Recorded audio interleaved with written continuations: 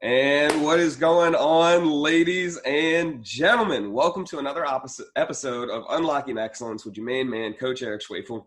I've got a great episode for you today. I have a special guest we're going to introduce in just a second. He's one of my best friends. We've known each other for 13, no, not 13. Yeah, something like over 10 years, something like that. And we're going to have a good time. So check it out. This is going to be a great conversation. And I want to make sure that you keep getting them. So if you haven't already, subscribe to the podcast, like it out at the end. If you're feeling it, or even now, you can share it. Let more people know about this. That's all I ask for, right? So without further ado, we are going to dive into this. I want to take a second to introduce my main man, Mr. Michael Christopher Posseno Jr., Big Chris, my man, Gigantor, a.k.a. Chewy, Wise Yoda. What up, brother? How are you doing? I'm doing pretty good, man. I'm very excited to speak with you today. It's been a while since we've had a conversation, so this is going to be a good 14 years. It's been over 10 years. No, 14. 14 years. Holy shit. 14. 2006. And we're in 2021. Oh, 15. Yeah. 2020. Yeah. Holy shit. All right. So I want to take a second, let y'all know how me and Chris met. It's always a fun story I have. It's actually really fun. So I'm long-winded. Y'all know that. So it's going to be a good one, though. All right. So back in the day, and even still now, we're both meatheads. We're both gym rats. And we were in the gym and we were working out, and we were at Southeastern Louisiana University, and they had a rec center. And at a certain time, right, there are certain people that go in the gym. And at the time that we chose, that's when the gym rats were in there, right? The guys that were there getting it, high testosterone. And I remember we were pretty consistent individually whenever we were going in there. And our first interaction, if I'm not mistaken, Chris came up to me and he asked me about a couple of exercises, why I did them the way that I did them. Come to find out later, the guy was testing me in my knowledge, right? But we had our first conversation there, and just a couple of weeks later, we got a math class together. And just so you have an idea of Chris is 6'4", 310 pounds right now, solid freaking block of muscle, right? And back in the day, his height didn't change. He was still 6'4", but probably around that 275. I was going to say that 250 mark, that 275 mark. And so we were in class and we had a hilarious teacher, but this guy, and I'm making the motion now, so if y'all ever have the chance to check out the video, then do that. But this dude slowly reaches into his book bag and he fumbles around a little bit. He grabs something and he's moving as slow as Drax would in Guardians of the Galaxy, right? Thinking he's invisible. And then he pulls out a banana, and I'm probably adding a little bit to it, but I want to say he looks left, he looks right, and then he starts to unpeel that banana. He eats the banana in the middle of class, and then instead of putting that banana back into his book bag, he places it on the tray underneath the chair. And he just lets it hang there. And I'm watching this thing. I take a picture of this thing. It's probably in one of my old phones still. And so I think I go up to him after class, or he comes up to me, and we start talking, and we start getting on gym stuff. And as we're walking out, I look back and I say, "Hey man, your banana's still there." And he goes, "Yeah, I know." And I said, "Well, are you going to go get it, throw it away?" He goes, "No, we've gone too far." And that's pretty much the start to the relationship. We started working out together. We started training. To give you a fast forward through everything, we had a lot of drunk nights together. We've competed in bodybuilding competitions together. We both were competitive in powerlifting at different times. Me in high school, him way later on in his lifting career, which we're going to get into in just a second. But Chris, real quick, tell us a little bit about yourself, man. What is it that you want to highlight about you? Legend has it the banana still hangs. It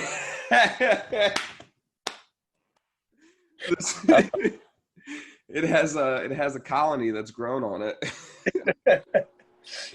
Everybody's got to get the potassium. That's right. Especially when we were lifting as we were back then. Mm-hmm.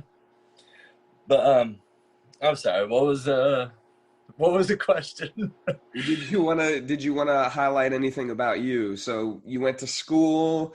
You got out with kinesiology, I believe it was. What was the concentrate? Exercise physiology. You went to Yeah. grad school, now you're working as an ex-phys. The undergrad was fitness and human performance. The grad master's was exercise science and health promotion. Okay. Um, and it started out as I wanted to do engineering. Lo and behold, I wanted to do engineering starting college, and that was when you met me in math class. Yeah. uh, and then I found out, yeah, engineering, it's not so fun. It just wasn't, for me, I guess. Right. I said, but I like building things. What can I do building things and educating? And I was like, hey, let's do the body. So that's when kinesiology started. And we did fitness human performance, and then exercise science, health promotion. And then now do cardiac rehab. Basically, a lot of people ask me what cardiac rehab is. It's essentially physical therapy for the heart. Mm-hmm. I mean, you can't exactly, work the heart with your hands, Right. Like this. No, you can't do that. But, you can, if you know how the heart works, the lungs work, and the circulatory system works and everything, then you can train the heart in an aspect that's more beneficial for longevity of life. And it's a fun thing because I get to educate people at work, that are much older than me, which is ironic because the older we get, the more stubborn we get in our ways. Yep. But it opens your eyes whenever you're working with older people, and they're and some of them have had a second chance at life, and their whole okay, what I did do got me to where I'm at now. How can I better it now? I'm an open book. I'm willing to rewrite some pages so that my ending's better or different. And it's an eye opening, and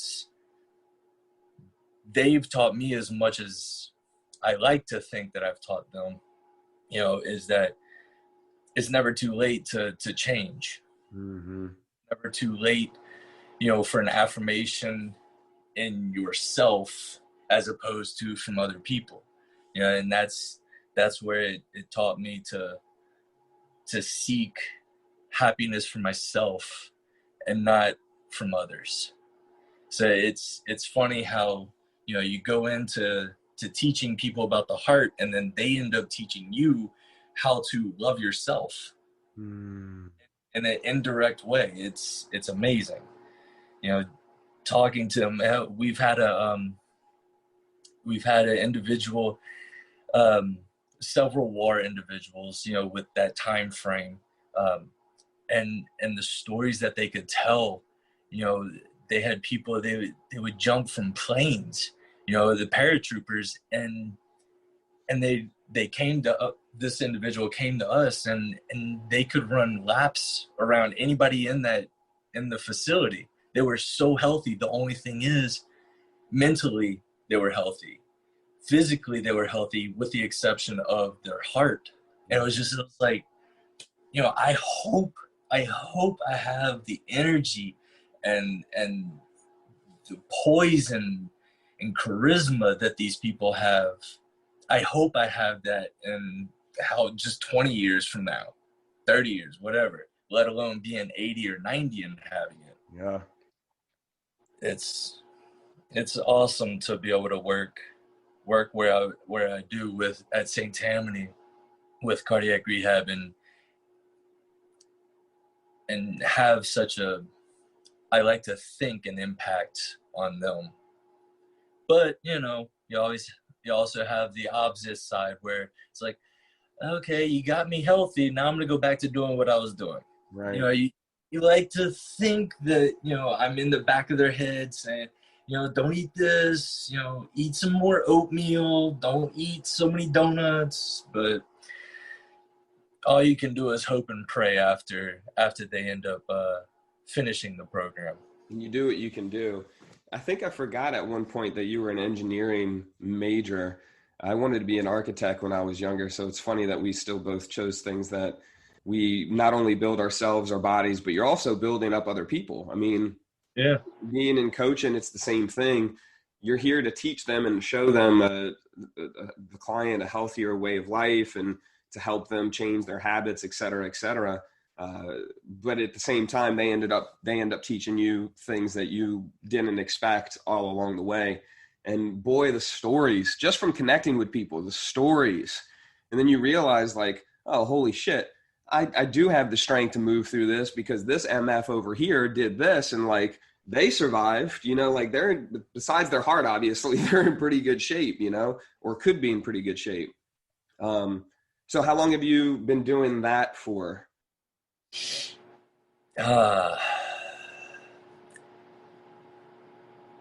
We're in 2021. Dad has 20. Technically August 2020. Can't skip the next 6 months, man. 2020 is been a whirl. It's been 5.5 years. Okay. Over 5. And then before that, was in New Orleans at West Jeff. Did a little bit in their cardiac setting, and a lot more in their let's just call it health and wellness facility. And that's where it started for me in there. And then ended up finding out about St. Tammany's position. I applied, and lo and behold, now I'm in engineering of the heart. Not necessarily the same, but it's, in a way. You get to help people rebuild their injured heart or their ailed heart, and it's beneficial being able to see people. Real quick, we had 2 individuals. It goes to show the importance of exercise, and I think why it continues to resonate with me. 2 individuals, they came in with an EF, or ejection fraction. That's the amount of blood that the heart is putting in and out of into the circulatory system, and their EF was 10, and another one was 15-ish. And what would be the normal acceptable range? 60. 60? 60. Wow. Yeah. Okay. So 10 to 15, they both had 10 to 15, and the normal is 60. Yes. Wow. And so the lesson here is the value of exercise.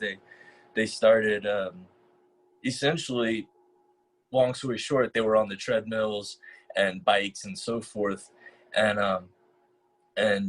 we modified the treadmill speed and incline and so forth, interval training, all those things, and they ended up graduating 47%. Wow. And 54%, somewhere around there. Wow. They both went from 10, 15 to upper 40s, mid 50s at graduate upon completion, and that was 12 weeks. Yeah, 36 sessions, 12 weeks. Wow. So it's a huge. That's what the benefit of exercise. It can do that for people that are willing to just do 1 hour 3 times a week. Yeah. As simple as walking. Yeah. It's now, I mean, granted, if the faster you walk, the greater the benefits potentially, but not always. Right. But yeah, it's just being able to see that those are 2 things that they occurred roughly whenever I started, like within the first year or 2. And people come in, they're apprehensive. I'm like, look, we had this individual, they started from here, they ended here. If they can do it, you can do it. And it was, that's what I try and keep telling people whenever they come in, because you go somewhere, you have a healthy life, and then all of a sudden it's stripped from you. It's just stripped, and you don't know where to turn. People turn to depression. People turn to, well, screw it. If I made it this far, I'm just gonna keep on drinking, or smoking. God, I hate that, the smoking. I can smell it as soon as they enter the building. It's. So you start to see those differences, and then you really start to notice, one, how simple it is to really change your life. Two, I love how you said turn to depression. I mean, taken out of context, right? It's more or less a choice, right? Like you can be in that state of mind for a while, but then more or less you have the ability to get yourself out. And there's a lot of people who choose not to get out. They choose to stay where they're at because there is no hope, like you're Yeah. talking about. And being able to provide those testimonials, like, nah, dude, you're not any, I mean, you're different, but you're not any different than this person's story. Let me tell you about them. Yeah. If you can just even plant the seed of hope, it makes such a difference. And people may take quote unquote turning to depression um, out of context, and I Right. understand, but it's individuals that do encounter depression. I am clearly not a psychologist, psychiatrist, and so forth, and the educated and whatnot for that area. But I do know what I encounter, what loved ones I have encountered, friends have encountered, and I've spoken to them, and you know, you don't know what goes on in someone else's head. You don't know how many times they think they want to kill themselves, or how happy they are with life. You don't know these things. Just for instance, take Robin Williams. Okay, case in point, huge smile, amazing person. From an outside standpoint, but from the inside, just broken and beaten. Mm-hmm. And and people are gonna say, "Oh, well, no, it's not a choice, or this or that," and they may be right. There's probably different values or levels of depression where it becomes kind of out of our control. Yes. Like I said, I'm not educated on that to give any sort of diagnosis or anything like that. But I know that myself, I've never been clinically diagnosed with depression. I encounter periods of what I know is depression because it exhibits all the classic symptoms. You're like, oh, well, I love going to the gym. And it's like, well, shit, I don't really feel like going to the gym today. And that goes on for a week or maybe 2 weeks. I love video games. I've been playing video games since I was 4 years old, and I still play them. I was playing one right before we got on the phone, right? I love them. They're my escape from reality. They keep, I don't have to worry about any pain in my body. They're my escape. But, shit, I forgot what I was saying. We were talking about depression, and Oh. then Yeah, I noticed that at times I won't have the same desire to play video games or go to the gym. And I've conversed with Jamie and my wife, yeah, and I tell her, hey, look, sweetie, I know we're doing this, but right now, I'm having this issue. I don't find any happiness here or here. Let's just watch a movie and relax.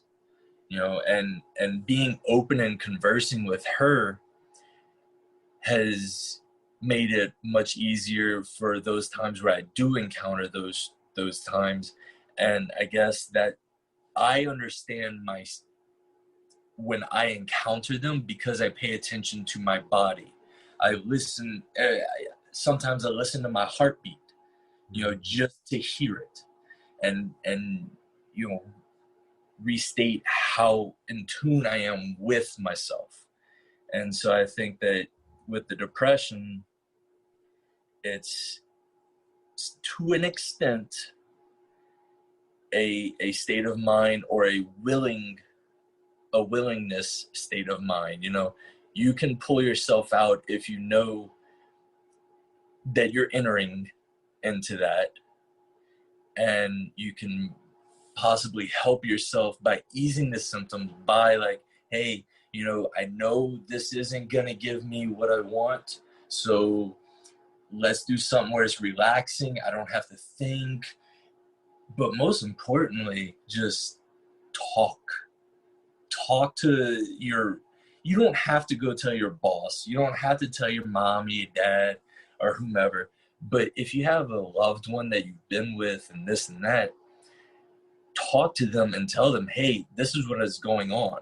I don't want to kill myself, but I'm just not, I'm not my normal happy self. I'm not peppy or anything right now. Just kind of let me be me so that it doesn't manifest worse. Yes. And that, I think, if people can try and pay attention to their bodies and themselves, they can help assist in whenever they encounter those tough times. People lose parents, they lose loved ones of any sort, and that's a huge, my mom went through that. She still goes through that. That's tough, but she's spoken with people, she does things, I've learned it from her. She pays attention to her body. She pays attention to her. And she's like, hey, look, this is coming on. Let's Netflix and couch, that's it helps just chill out on the couch and watch Star Wars or Batman. She actually watched, her and my godson watched all of the Batman movies, I think, in sequence of when they were supposed to occur. Yeah. And she texted me, she said, I get it now. I get it. Like, they were so good. The Batman movies, like, it was all so good. Batman, Superman, and like, so she said, no, I'm not confused anymore. I watched them and now I get it. Now, if only I could do that for Star Wars, that'd be great. Right. So what I am hearing, because there was a lot in there, but essentially, whether or not we can't necessarily control our feelings, but we can respond to them. And, yes.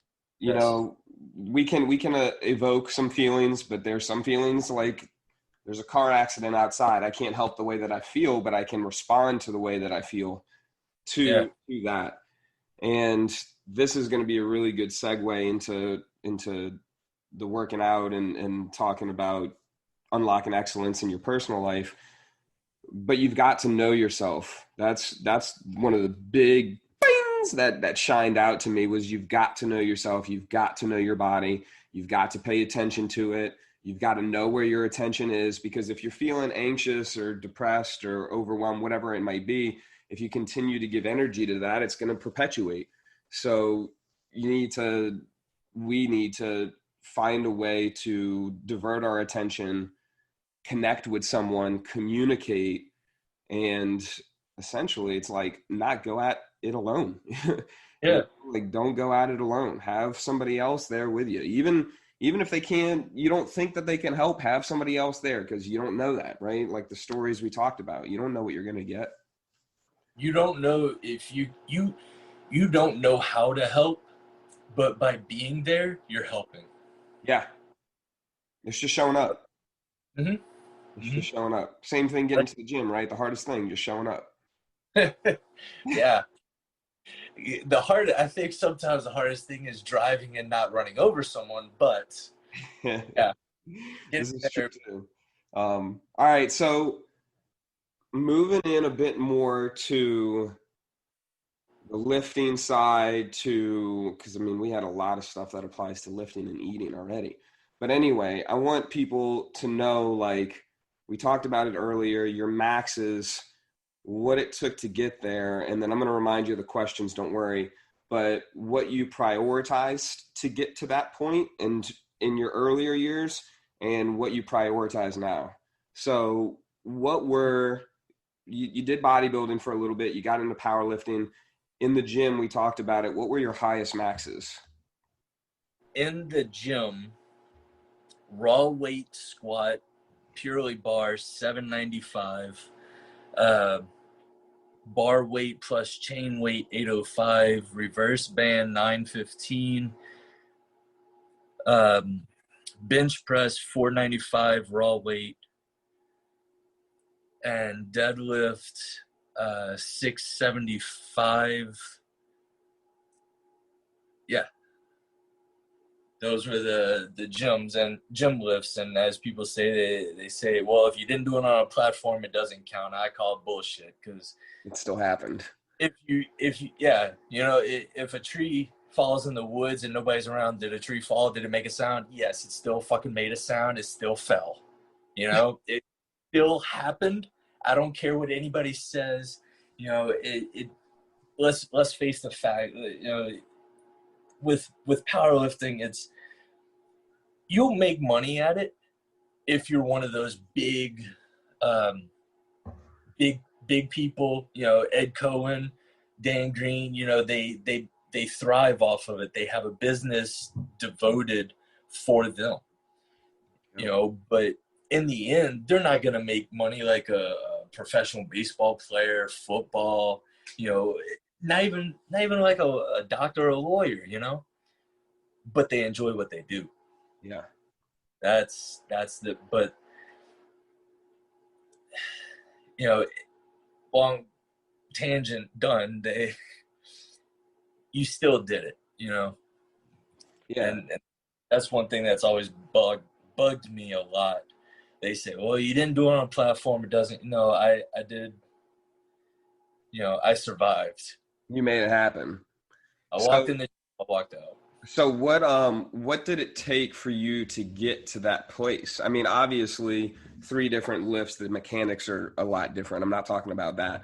But like, what habits, what mindset, what motivation did you have to, and where did you have to go in order to get to those lifts? And to, because it's not something that you can do overnight. I mean, this took years, right? For people that are listening, like getting up to this kind of weight and then building what he's built and what he's done takes years and years and years to do. So what, how did you stay focused through all that?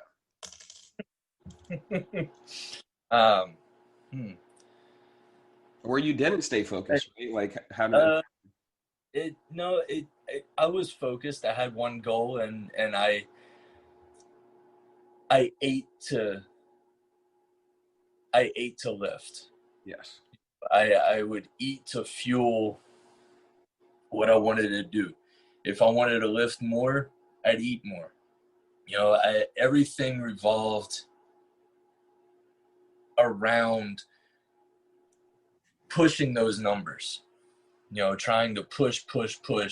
And God, there was speaking exclusively with squat, because that's my favorite thing now. You know, God, I hated it for years. But then all of a sudden I spent a year and a half teaching myself how to squat. And now I can squat, you know, and I love it. But speaking exclusively on that one, I'm going to do a name drop, Blake Weller. Yeah. You know, you went to school with him, I believe, right? High school, yeah. Blake's a beast, dude. Yes, very much so. And he helped me keep my sanity, because whenever we were prepping for a meet, for myself, it was every Friday night he would text me, hey, you're going to do this squat, you know, whatever, tomorrow. Be ready. I'm like, all right, that's cool. Because my mindset was, I don't want to know what I'm doing.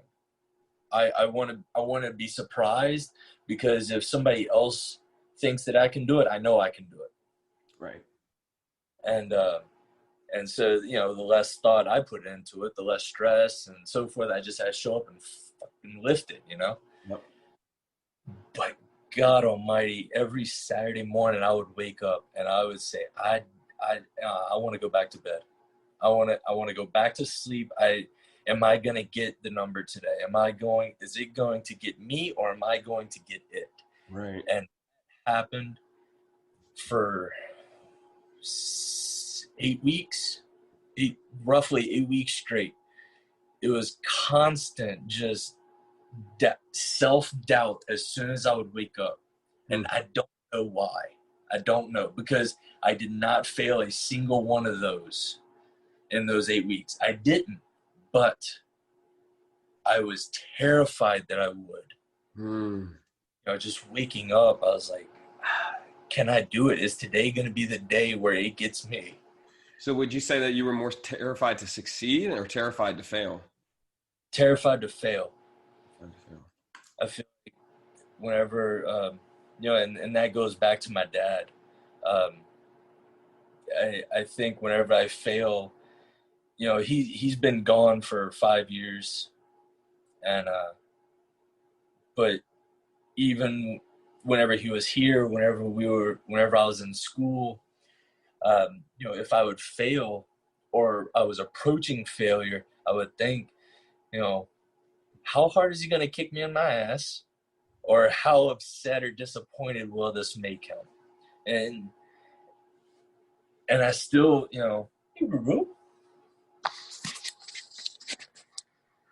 say hi, Roo. For those that can't see, we have a visitor. It's my dog Roo. Rue is coming to visit. A funny story with Rue. Yeah. Don't move. Right.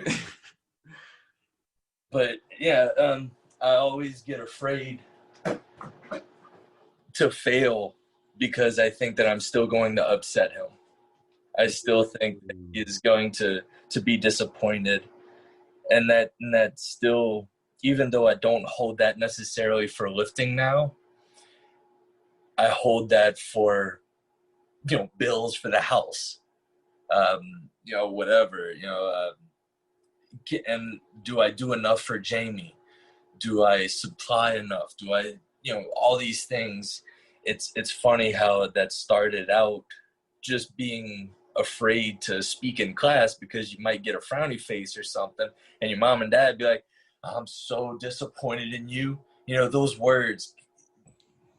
I don't think parents understand how long that stays with a child. I don't think so either. I think we're starting to discover that in 2020 with all the freedom, the social justice warriors and all the emotional intelligence going around. But no, back in the day, that was a weapon, man. That still is a weapon, man. They know. It is. It is a look now. It's just a look, like, give them that disappointed look, and then you just walk off, and it's like, fuck. Yes, worst feeling in the world. The psychological warfare. But back to lifting. Yeah, I don't have that anymore, but I did at that point. I was afraid to not do my dad's name justice, and I don't know why. I don't know why, because he would always tell me, you're stronger than you think you are. And I never understood that until now. Don't doubt yourself. You are strong. You can do it. But it just, at that point, at that time, it was just that was my issue with that. But with bench and deadlift, it was just go in, have fun, do it because you enjoy it, whatever. Give out some loud screams or something, have some fun, beat your chest. But there wasn't any self-doubt for some reason. It just only was squat. Squat was what you put the most weight on, man. It's what you put that standard of Big Mike's approval. Yeah. Like, dad's there. I want to make dad proud. If I don't make dad proud, they felt that fear. And then I think too, getting into the psychology of it, but like when you have that pressure on you, you're going to perform better and you're going to not want to disappoint. Because it's something my coach tells me is if you want to really succeed, find a coach who you do not want to disappoint and hire them. And you will do everything in your power not to disappoint. Yeah. So you wanted that squat, but without that weight, without that consequence of disappointing dad and holding that standard, would you have gotten the 965? Was it 965 you said? No. 915 reverse band. Oh, 915 reverse band. 95 raw. Okay, With so 95 raw. 805 was with chains. Okay. Yeah, would you have gotten those if it wasn't for that drive? I like to think so, but yeah, I don't. It's not the route taken. I don't know. Because, yeah, hindsight's 2020, right? But I don't know. I do know that even still now, every single time I go to squat, I kiss the bar. It's the weirdest thing, right? I kiss the bar. I look up. I say, "You and me," and then I just remember, you're stronger than you think you are. And even whenever I get into the hole with the weight, because it's happened, I get in the hole, I'm like, shit, I can't get up.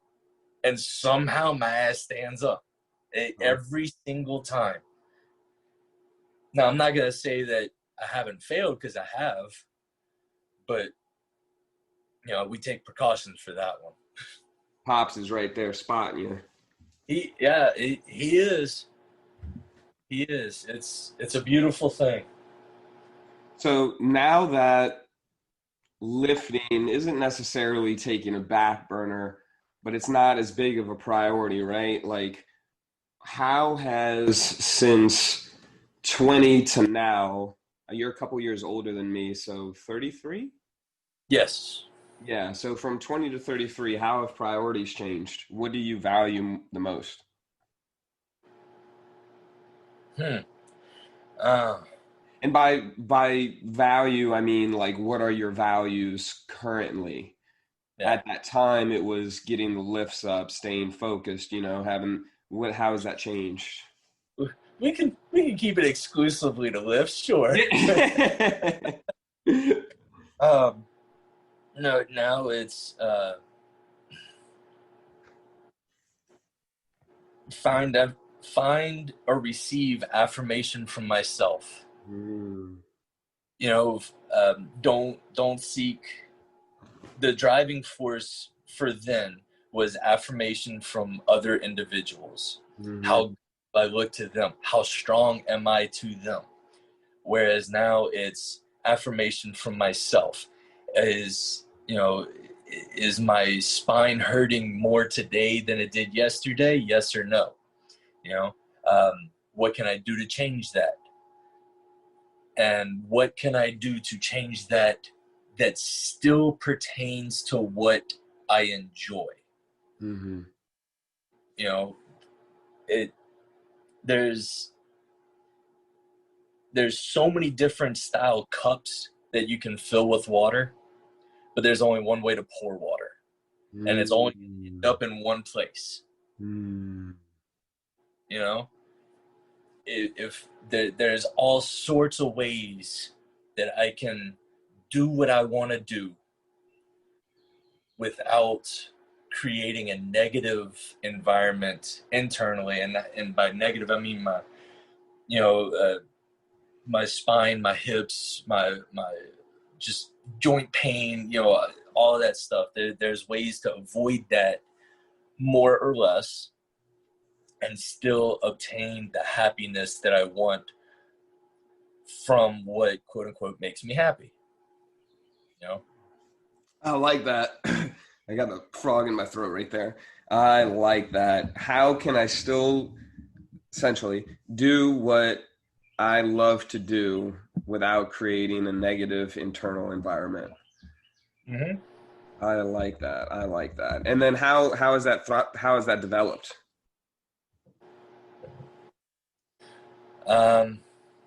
You mean like as in changes that it's created, it's manifested for me. Like, well, I'm no longer, it's no longer purely about how heavy I can lift or anything like that. Um, it's still, there's still that 8-man guerrilla warfare going on mentally. Like, hey, I want to do more. I want to lift more. I want to be bigger. I want to be stronger. But it's the other side of whenever, if God blesses me with children, whenever we have children, the ability to be able to toss them in the air, play with them, roll around on the ground, uh, throw football, throw baseball, if they do cheerleading, be able to help them for their stunts. We were cheerleaders in college, for those that were listening. Chris was a lot longer than I was. I was only a couple of weeks, but that's where that comes from. I want to be able to do all of that with them so that they can feel like that they had every opportunity that I had as a child. And, and I think that every person wants to create more of an opportunity than what they had. But, I had great opportunity as a child, so I want to provide that for mine. Yeah. And, if I just do harm to myself, is that going to give me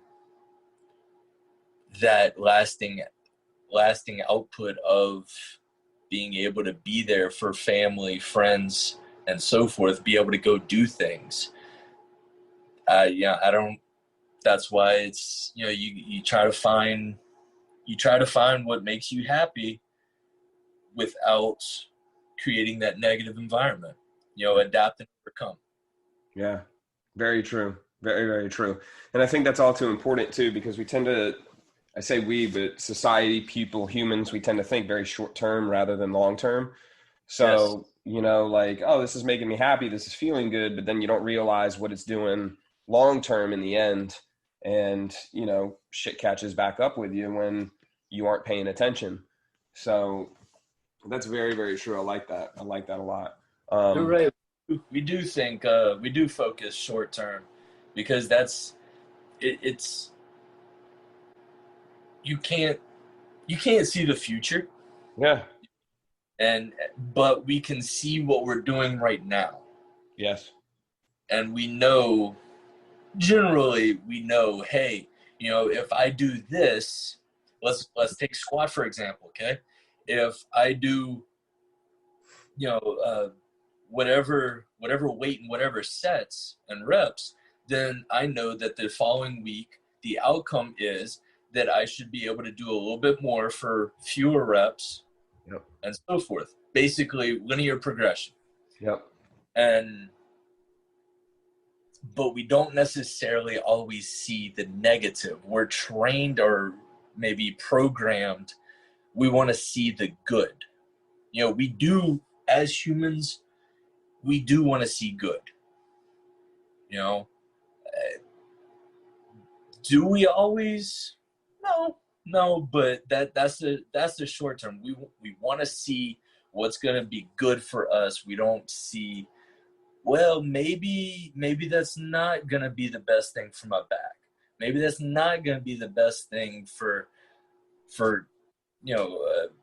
going throw frisbee with the dogs.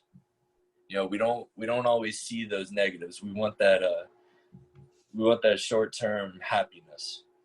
Yeah, and I would have to agree with you on a good bit of that, because I think Tony Robbins says, I'm not a big fan of the either. For me, I'm not a big fan of the either or principle. I like the gray a lot, not the black and white. I like the gray. But when it comes down to it, it really is kind of an either or. And Tony says we're always moving either towards pleasure or away from pain. And when you want to elicit a change in a human is going to change when there's so much freaking pain they can't stand it anymore, or there's so much pleasure that they couldn't imagine going back to the old way of doing things. And 9 times out of 10, that's my statistic, is it's going to take pain in order to change rather than the pleasure. Yeah. Yeah, because if That's my statistic. well, no, you're right. If you have something that makes you happy, are you gonna stop? No. No. If but if you have something that makes you happy, but can also make you more unhappy, that's whenever it just depends on that individual, and it depends on their level of I can deal with this negative as long as I attain this positive. Yeah. It's the give and Oh, take, the cause and effect, the yeah, duality of life, of nature. yeah. Now we're starting to get into our Buddhas, our inner Buddhas and our inner Yodas. Always been a very deep and intellectual man. It happens, man. It happens. Big body, big mind, right? So I have a couple of the questions for you that I want to highlight. How has a failure or apparent failure set you up for later success? And do you have a favorite failure of yours?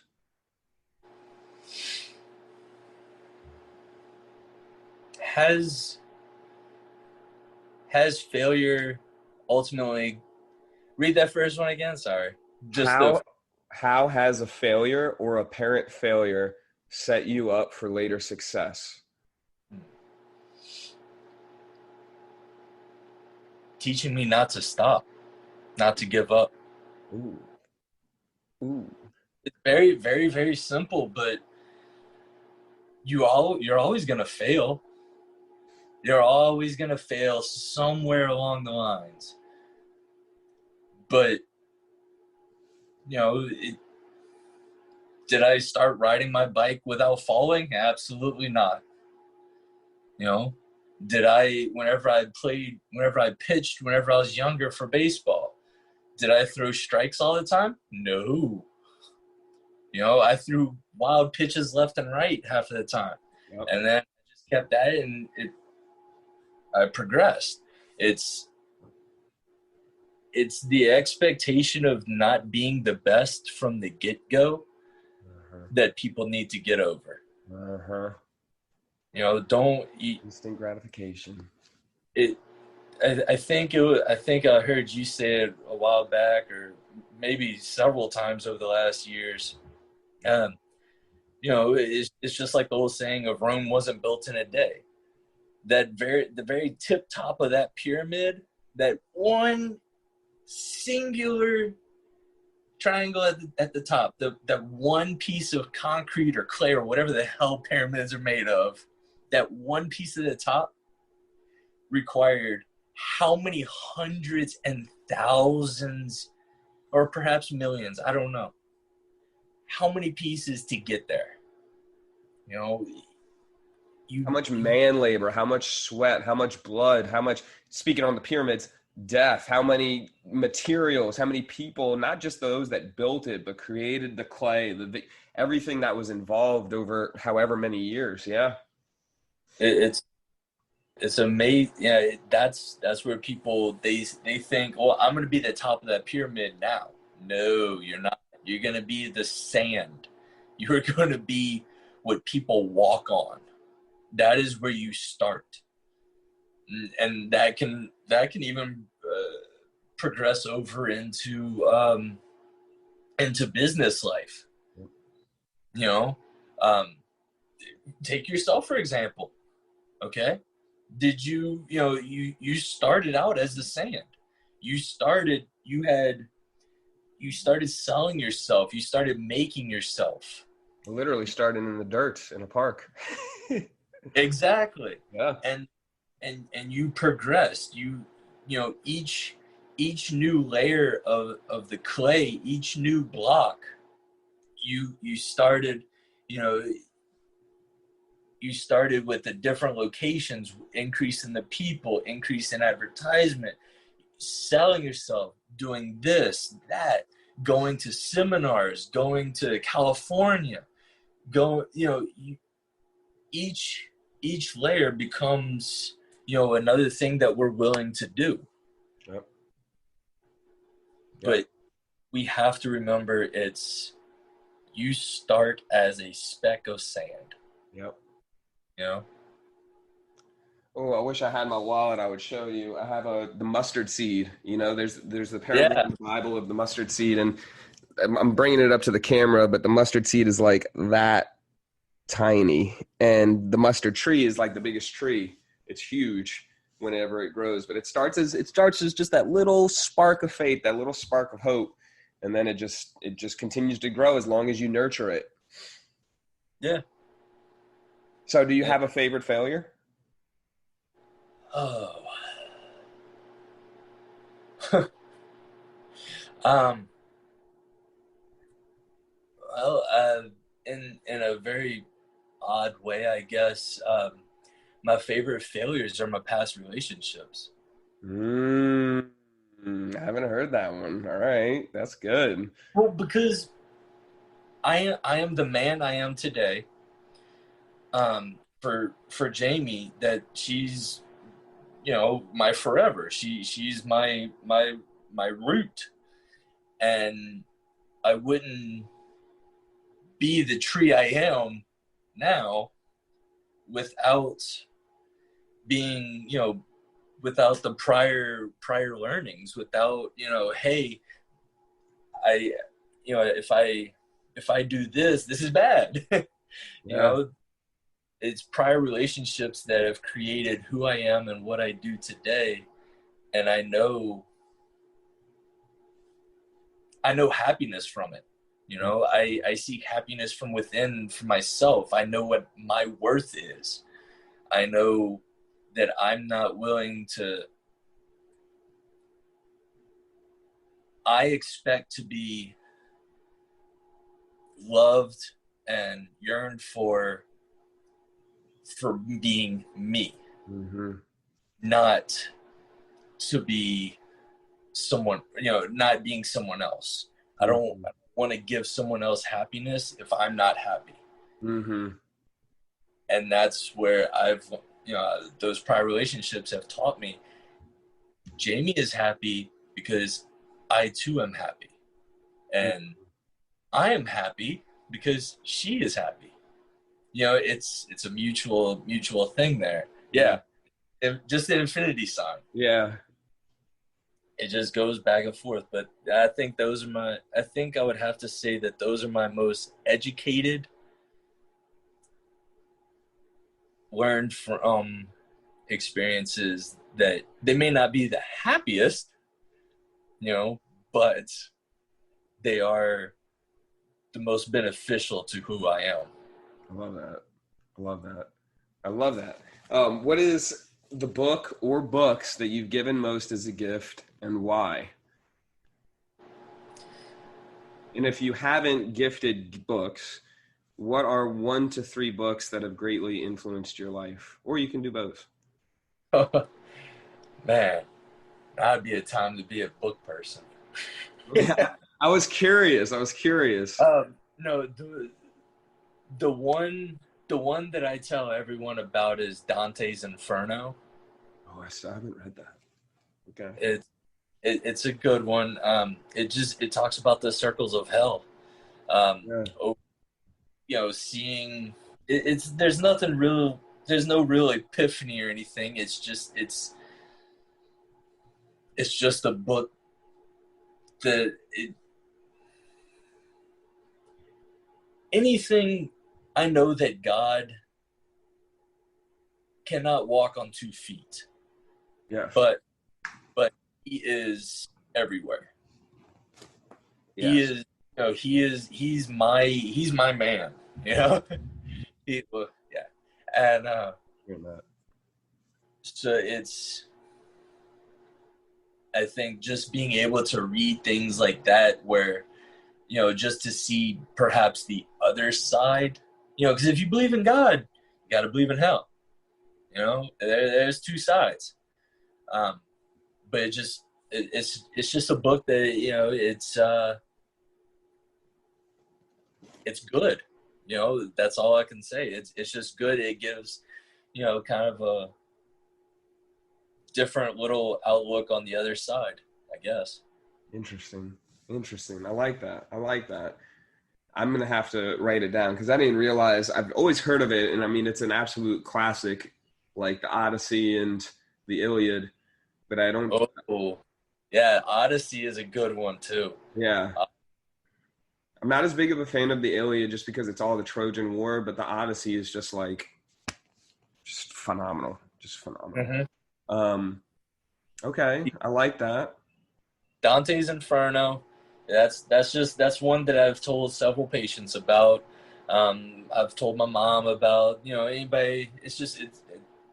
I like the book. Yeah. I have a few more for you, so I hope you're ready. We're gonna get deep with some of these. I'm looking at which ones I want to ask next. Okay. When you feel overwhelmed or unfocused or have lost your focus temporarily, what do you do? Yeah, what do you do? I stop. Well, because you I like can't that. It's true. regain. You go back to the basics. You stop and you go back to the basics. You can't continue and progress if you're fumbling the whole way. Yes. You can't build a house if you're not putting in, the screws and the nails in the proper spots. Yes. Start back at the basics. You're like, all right, lay this foundation, put this up, then the side, then You have to. literally refocus, you literally reframe, and you literally say, all right, back to square one. I mean, that's the way that I would tell people to do, and that's what I do too. Like if I'm all over the place, you got to recenter. Yeah. Only Yeah. way to recenter is to stop. Yeah, exactly. If you keep going, you're just gonna end up just circling further and further and further out. You can't. What is that? Newton's laws of physics. Object in motion remains in motion unless Active opposed. on outside force. Yep. So it's the exact same thing. Your motion in life is going to continue unless you oppose it and stop it. And Man, you just gave me a great idea, Chris. what? I've been thinking as far as my coaching, how you can reach out to people. One of the things that I'm going to start studying is I think it's the 6 stages of change, like pre-contemplation, contemplation, all that kind of stuff.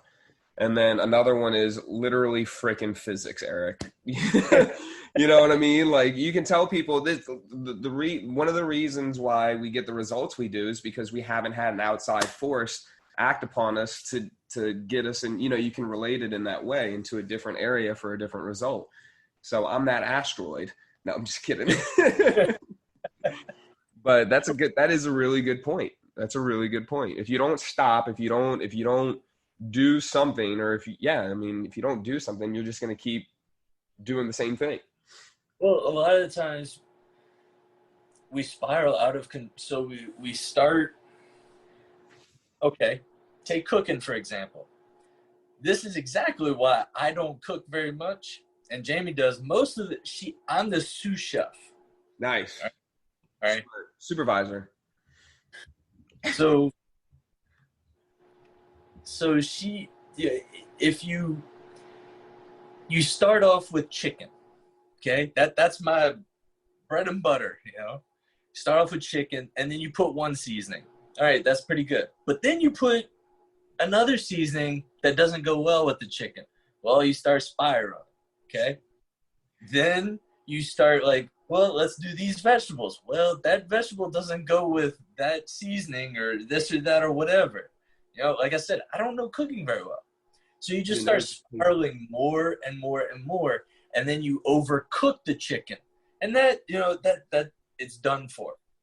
But yeah, if you would have stopped at the beginning and be like, hey, maybe I should do this and this because I know this works. And then either A, ask for help, or B, let somebody, more educated take over. Yep. But you can't progress if you keep just tossing in different ideas. And that's what lifting for me That's one of the things with lifting, because I talked to my buddy Big Chris, and from New Orleans all the time about it. Is, look, I'm doing this and I'm progressing, but this is happening or this isn't happening. And I'm like, shit, maybe I should just go back to the basics. You know, it's go back to the basic. If doing one type of bicep curl is causing a whole bunch of pain, well, why is it doing that? What bar are you using different? What grip are you using different? You know, instead of continuing to try all those different pretty things, go back to that plain old black and white, tried and true, it works. Yep. I like that. I like that. And it's real easy too. Oh, this isn't working. Let's check the foundation. Let's check the basics. It's harder though than you think sometimes too, because like you see things Get caught like up. back to earlier talking about what was it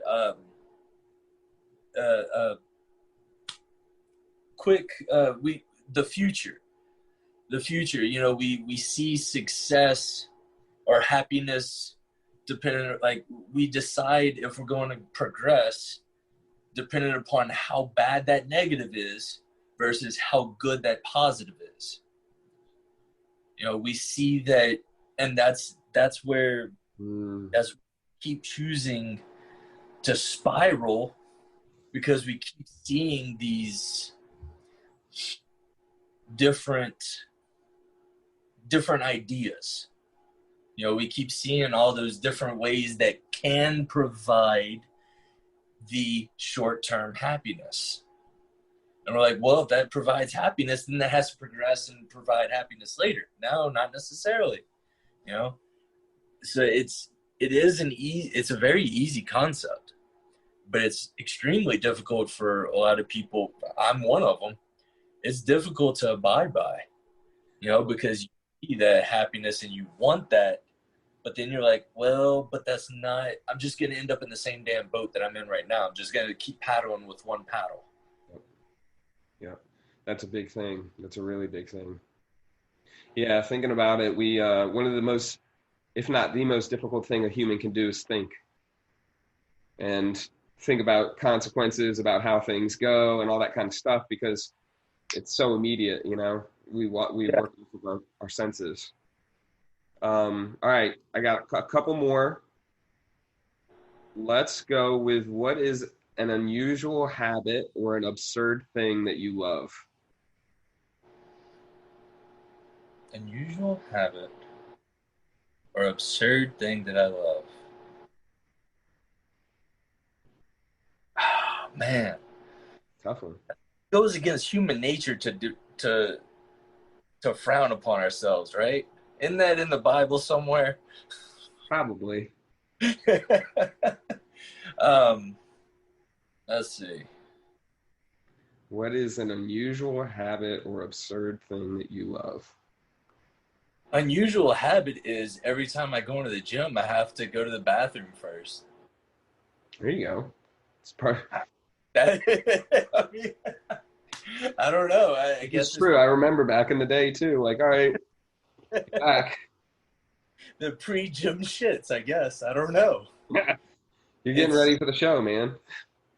Huh? I said you're getting ready for the show. You're getting ready for the competition. Oh God, I remember that. I remember the bodybuilding show and getting up that morning, going to the where they do the rules and everything, and you sitting down with everybody. Yeah. My kahunas were in my nostrils. All right. I had the worst nerves shit that I've ever felt. Like I've spoken to groups of people. I've done, you know, this, that, and whatever. I've lifted in front of people. I've just all these different. Nothing has given me more anxiety than that one day. It wasn't even a full day. It was just like for an hour. It was horrendous. Was it the actual posing, or was it being at the prejudging? No, it wasn't either of them. I was fine on stage.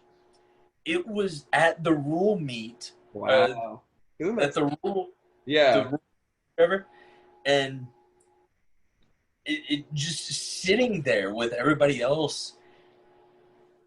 My kahunas felt like they were up here. My stomach was turning.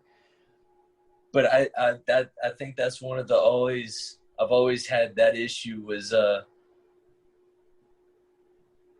pre-lift shits. That's my unusual Unusual habit, the pre-lift shits. I like that. I like that. I don't know if I'd like that because Well, I I like mean that that's your unusual habit, like that still doesn't make it sound any better. But it's better than like maybe it's not, I don't know, wearing socks on your eyes as a blindfold instead of having like the actual blindfold when you go to sleep. But all right, so what advice would you give a smart driven college student about to enter the real world? What advice should they ignore? So what would you give and what would you say they should ignore? well, isn't that kind of a rebuttal to either one of them?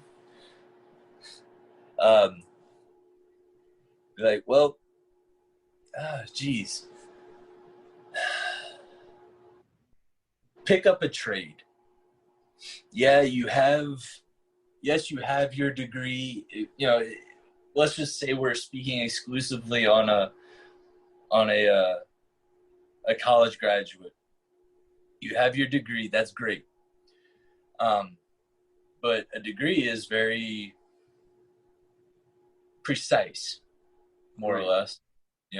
I can't go build a bridge. Right. It doesn't work the same way as a heart. But pick up a trade of something that is also of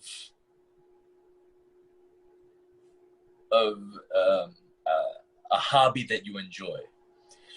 For instance, building or creating things, building things is something that I thoroughly enjoy. I enjoy building, and I find, take bodybuilding. Right. If I want to do welding, I have my degrees, but everybody needs a little, as they say, spice in life, a little variety in life. For some people, that spice may be a little more drastic than others, but find something that you enjoy, and that way, the old saying, what is it? When you enjoy what you do, you never work a day in your life. Yep. At some point you have to understand I need to what my job is may not be what I love to do, but it is enabling my life, my family's life, whatever. But then you also have a hobby that, if you were to do, let's just say welding, then, you can still transfer that hobby into a trade that sells. You can help maybe even make that your job instead of your primary.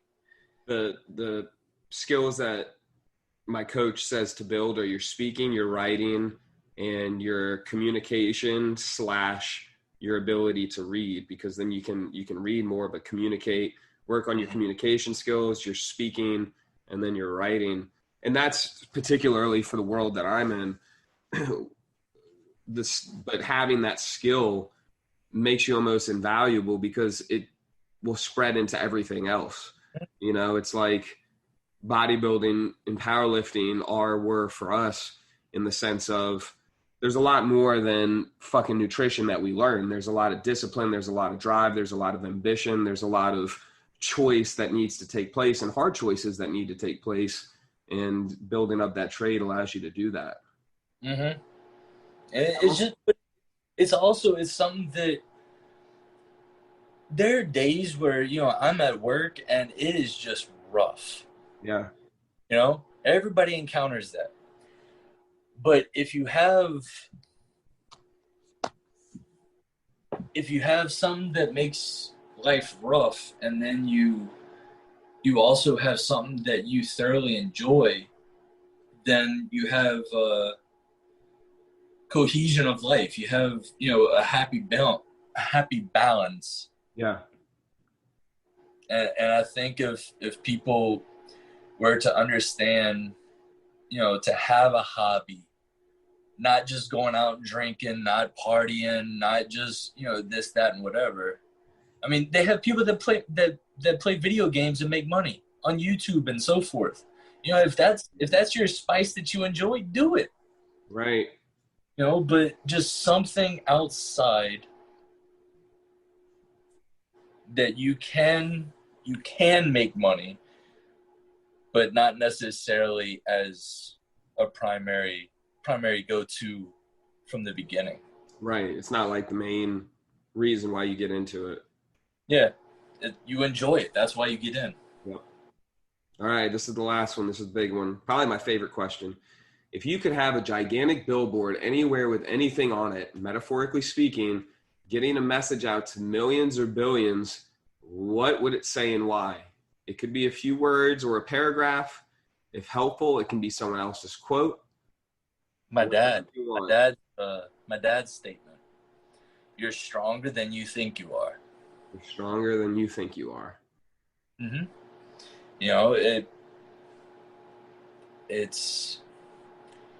We're always going to have self-doubt, but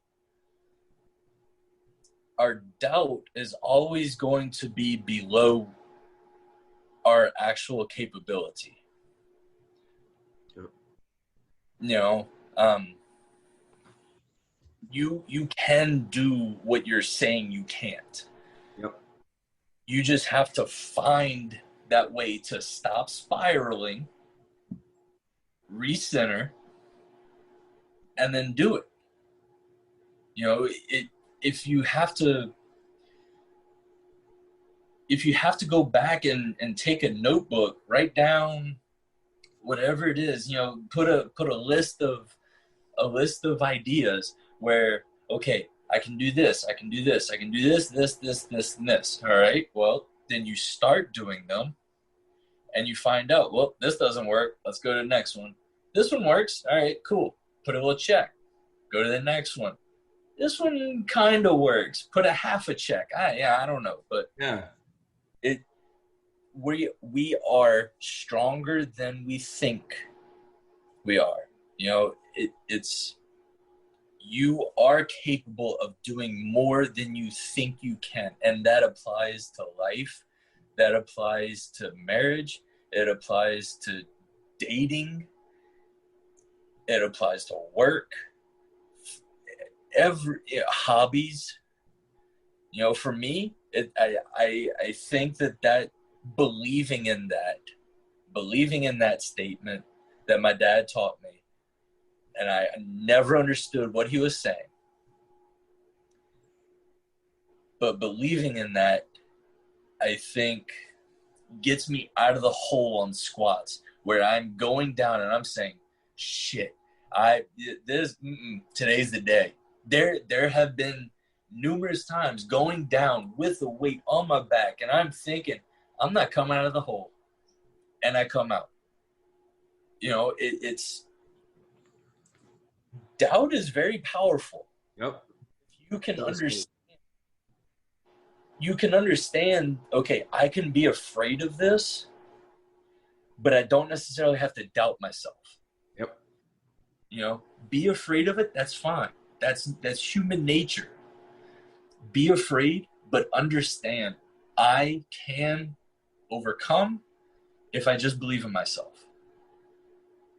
Fear Fear is fuck everything and run, or face everything and rise. Yeah, yeah, it is. You just, Without that fear, we don't have the opportunity to practice courage or bravery. And you're right. I think that's a big piece of the pie is we think fear, we think experiencing fear means that we should doubt our abilities to overcome the fear. It's like they go hand in hand. Because I'm afraid, it means that I can't do it. No, because I'm afraid means that it you might, haven't, that you haven't done it. Yes. you haven't done it yet. Yes. Ooh, that yet, boy. That's a big But, change. people, we Game do, changer. it's so easy to tell ourselves, I can't do this. I need to, do this instead. Yep. That's a very easy fix, but is it the fix that's right?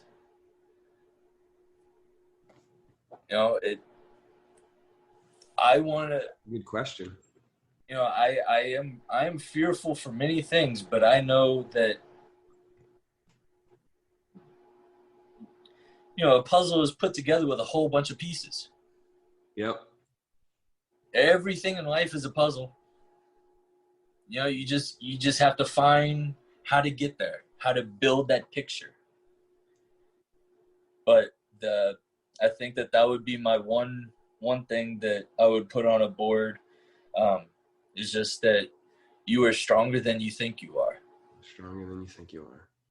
You can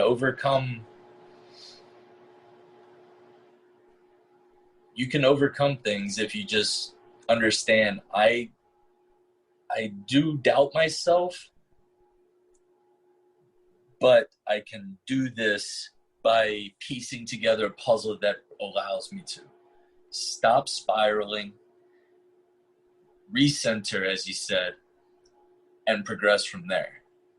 Yep. And it's a continuous thing. You can spiral many, many times, but it's about how well you just stop and you recenter.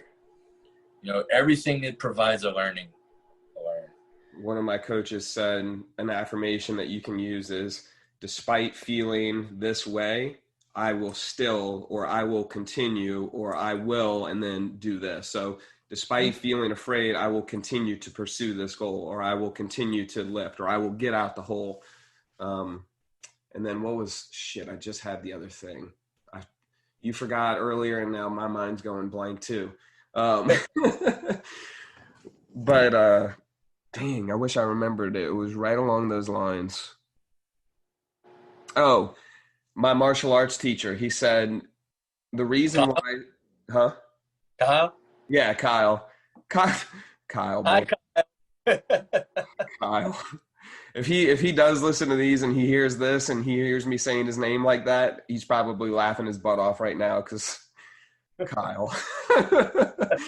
He one thing that he did teach me though is he said, why masters are able to take on so many men at one time or so many enemies at one time. So I just looked at him blankly because I didn't know. And he said, because they always come back to center. So they'll fight, they'll do their thing, they come back to center, and then they'll fight, they'll come back to center. It's not like they go from one thing to the next and then they fight.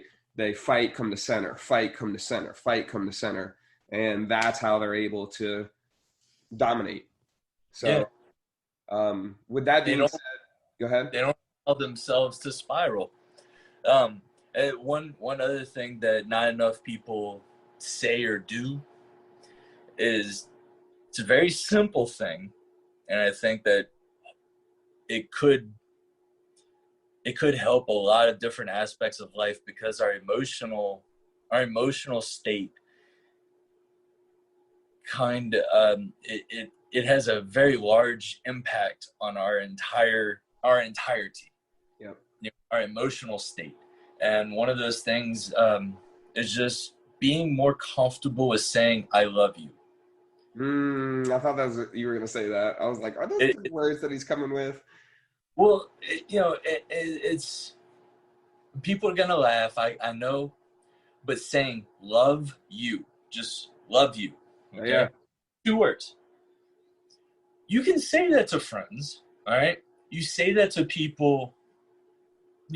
I tell people at work, love you. Because I think of them as family. Yeah. You know, but with Jamie, my mom, it is I love you. Yeah. It maybe it's just a little tick that I have, I guess. Maybe that can go back to the weird habit. Um, it's you say I love you to people that are family, or that people that have a special place for you. Like, I love you. I love you. No, I love you. But you're right. I get it. People are they're too afraid to invest themselves, perhaps emotionally, in others. They're too afraid that other people are going to see them as being soft or weak or whatever. And that's, if we can just get over that as humans and just understand that love, our emotional state as a society might improve quite a bit. Again, that could just be a small little thing that means absolutely nothing. But if you're more willing to just say love you or I love you, I think it helps with overall happiness. I do. And it's the ripple effect. And I believe it was either from the sound of thunder or it's just an example of the ripple effect. But the flapping of a butterfly's wings can cause a hurricane on the other side of the world. Yeah. Something small can be something huge. Yeah. You know? Yeah. So with that, is there anything that I should have asked you that I didn't? Or do you have anything that you'd like to add before we close out? I love you, and I hope that other people understand not to they can doubt themselves, but again, you're stronger than you think you are. I love it. I love you. This was a great conversation. I thought it really was. Like, Plus, yeah, it was really, really good. So, y'all, with that being said, if you want to contact Mr. Posseno, Chris, where can they reach you at? You don't have to give your cell phone out, but like maybe an email, or you can find him on Facebook. You can find him on Instagram, the Cashmere Bear. the Cashmere Bear on Instagram, yeah. The Cashmere Bear on Facebook. Michael, Christopher Posseno Jr. Yeah. You can contact me, and I can put you in contact with him. He is a great guy, full of wisdom, with a huge heart, not only physically but emotionally too. Might be a little big now. I don't know. I want to actually get all that checked out one day. But just to, for a state of mind and be happy, and for my own sanity. It's just one of those things that just eats at me because I've been around it with cardiac rehab, that now I know what it can do. It's like, well, maybe I should go get checked, Knowing yourself makes you more aware. Yeah, it drives me nuts, though. It drives me nuts.